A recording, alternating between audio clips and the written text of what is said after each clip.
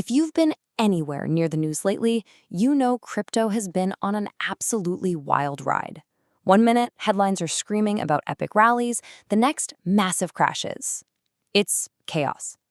So today, we're going to cut right through all that noise. We're digging into a fantastic research paper by Harvey and his colleagues to build a clear, no-nonsense guide for investors. So let's just start with the question on everyone's mind, right?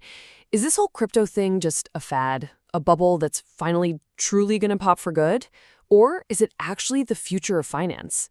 I mean, with Bitcoin down over 70% at times, it's really easy to think, I've seen this movie before. But, well, this time might actually be different. Because here's the thing, even after those massive, gut-wrenching sell-offs, the crypto ecosystem is still worth about $1 trillion. Now, to put that into perspective, just look at this chart. That's nearly half the value of all the US dollar bills and coins out there. It totally dwarfs many traditional asset classes. This is not some tiny niche market anymore. And the researchers from the paper just put it perfectly. Whether you love this space or you absolutely hate it, it has gotten way too big for any serious investor to just ignore. So the real job now isn't deciding if you're in or out. It's about understanding what in the world we're all actually dealing with. Okay, so this brings us to the first and probably the biggest myth we need to bust. For a lot of people, the word crypto is basically just another word for Bitcoin. But you know what? That idea is seriously out of date. The crypto universe today is way more vast and diverse than you probably think. Let's just look at the data. On Coinbase, one of the biggest exchanges, back in 2017, Bitcoin was king. It made up almost 90% of all trading. But fast forward to today, and look at that. Bitcoin's share has totally plummeted to just 31%.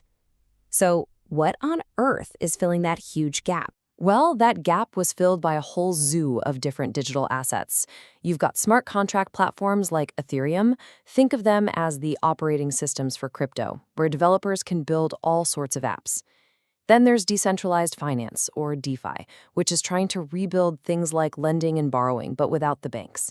And of course, you've heard of NFTs, these unique tokens that represent ownership of, well, anything from digital art to collectibles. It's a whole new world out there. All right, so if we've established that crypto is so much more than just Bitcoin, how in the world do you figure out what any of it is actually worth? This gets us to our second big myth, the idea that there's some easy, agreed-upon way to value these things. Because let's be honest, if you can't value something, how can you responsibly invest in it? So one popular idea you hear thrown around is Metcalfe's law. It basically says a network's value grows exponentially with its number of users. More users, way more value. Makes sense, right? Well, the paper shows that when you actually plot crypto market caps against their user numbers, the data is just all over the map. The theory just doesn't hold up in reality. Okay, so what about the whole digital gold story? You know, the idea that Bitcoin is a modern-day safe haven, a store of value, just like gold. It's a really compelling narrative, but the paper is, well, it's pretty blunt. It calls this a logical fallacy. And why? Because it's based on a story, on an assumption that Bitcoin is the new gold, not on any hard evidence that it behaves like it. So what's the bottom line here? After testing all the popular models, the researchers come to a pretty stark conclusion, and it's summed up right here. None of these approaches are satisfactory. And for an investor, that's huge. It means valuing crypto is still a fundamental, unsolved problem. All right, we all know crypto is ridiculously volatile. The price swings are just insane. So is it just a gambler's game, or can that extreme risk actually be managed? Let's tackle this idea of unmanageable risk. 6. Just think about that number for a second. In its very short life, Bitcoin has already had 6 different times where its price crashed by more than 60%. 60! That kind of volatility is almost unheard of in traditional markets.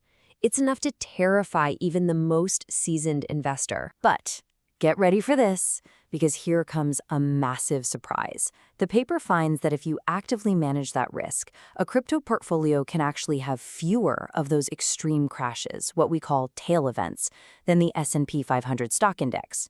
Wait, what? How is that even possible? Well, the key is a clever strategy called volatility targeting, and it works like this. First, you just set a risk level you're comfortable with, say the same as the stock market.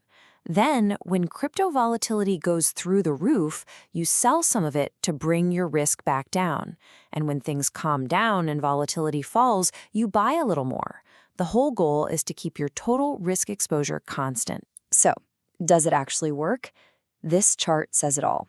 It shows something called the Sharpe ratio, which is just a fancy way of measuring your return for each unit of risk you take, and higher is better. It's crystal clear. The volatility scaled strategy gives you way better risk-adjusted returns than just buying and holding on for dear life. The takeaway? Yes, the volatility is insane, but the risk is manageable. Okay, this brings us to our last big myth, the idea that crypto is the perfect thing to diversify your portfolio. The thinking goes that because it's this totally separate asset, it'll go up when your stocks are going down, protecting you. But is that really true when it counts? This timeline shows us there's been a massive regime change in how crypto and stocks dance together. If you look before 2020, the correlation between Bitcoin and the S&P 500 was basically zero. They did their own thing. But since the pandemic hit, that correlation has shot way, way up. They've started moving in lockstep a lot more often. And here is the real punchline. In normal, calm times, yeah, crypto is a pretty good diversifier. But what happens during a big stock market crash? Well, the correlation spikes. The paper finds it jumps from basically nothing to over 0.7. What that means is the diversification benefit completely evaporates, right when you need it the most. It's a classic fair weather friend. So we've busted some pretty big myths here, but what does it actually take to invest, especially if you're a big institution? Let's wrap this up by looking at the final, very real, practical hurdles. First things first, custody. In the world of crypto, you don't hold physical coins in your hand. Your ownership is defined by a private key, which is basically a super long, complex password. And the whole challenge is securing that key. Because if you lose it, you lose your assets forever.